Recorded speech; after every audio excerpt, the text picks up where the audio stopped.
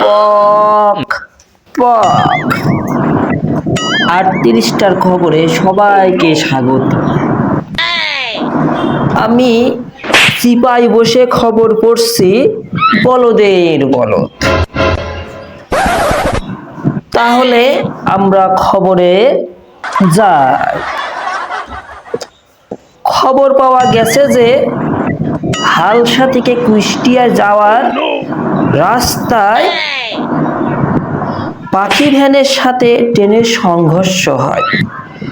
এই সংঘর্ষে ট্রেন উল্টে পাল্টে গিয়েছে, কিন্তু পাখি ভ্যানের ক্ষতি বলতে টায়ার লিক হয়েছে।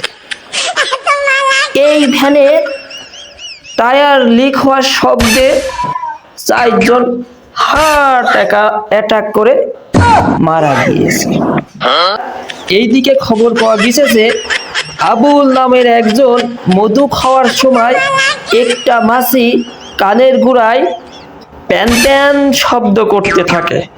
আবুল মাছি মারতে কামান ও বোমা দিয়ে মাছিকে আঘাত করতেই মাছি ব্যথা পায়।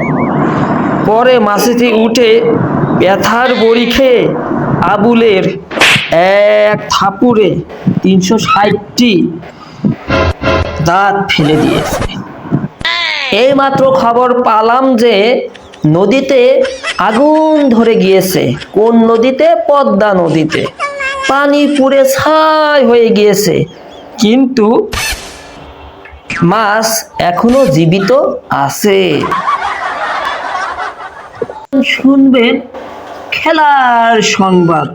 টুন টান টুন টান টুন। ভারত পাকিস্তানের মধ্যকার খেলায় পাকিস্তানের ওমর আকমাল এক শটে বল ভিন করে পাঠিয়ে দিয়েছে। তাই খেলাটি 3 দিন ধরে বন্ধ আছে। এখন শুনবেন আবহাওয়ার খবর।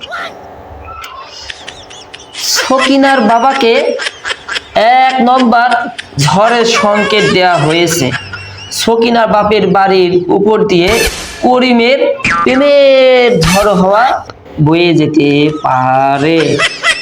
এই কারণে সকিনার পরিবারকে সাবধান করে দেওয়া হয়েছে।